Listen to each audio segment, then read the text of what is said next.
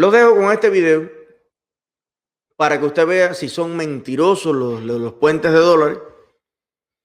Mire cómo está luchando María Elvira Salazar, republicana, representante de Miami, el Distrito 27, porque se resuelva de una vez por todas.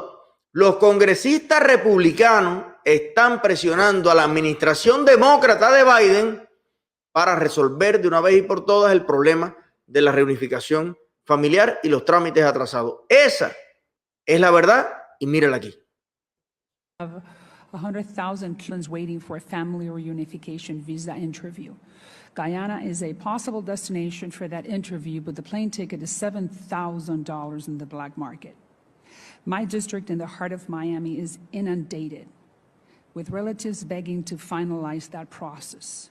One of them is Héctor Barrios. He's a 10-year-old child with leukemia, and the Nicholas Children's Hospital is waiting to give him treatment, but needs a visa to come into the United States. Nonetheless, on May 19th, the American consulate opened its doors to get visas to 30 baseball Cuban players to come to play in West Palm Beach.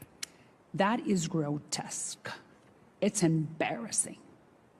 So I just would like you to explain to me who makes these decisions. Yes to baseball players, but not to sick kids with cancer.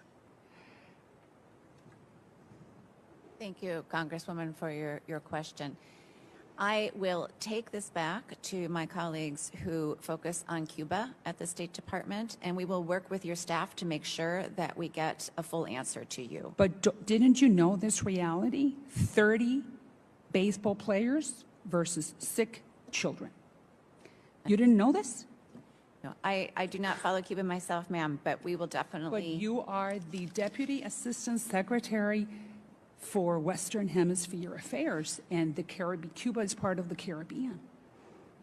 Don't you think that this is embarrassing for any administration?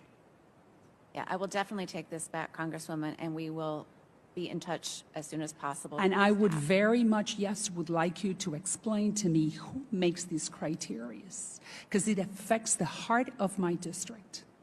I'm not being histrionic. I am just speaking for thousands of people who feel what I'm telling you. Now, when will the State Department designate another country to conduct the final interview so these people can come, as the law says, to the United States with that family reunification visa? Do you know?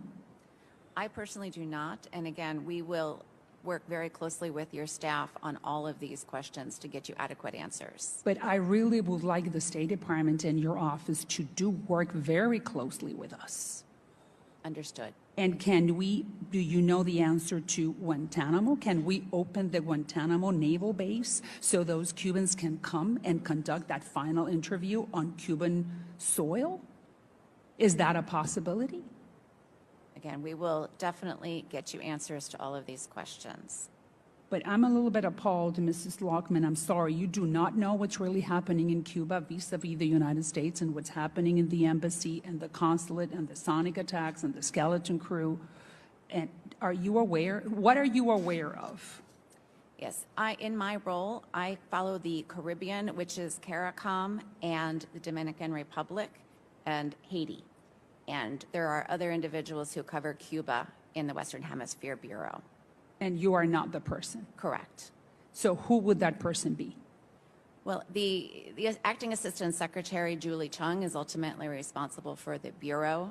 And then Emily Mandrala is the Deputy Assistant Secretary following Venezuela and Cuba.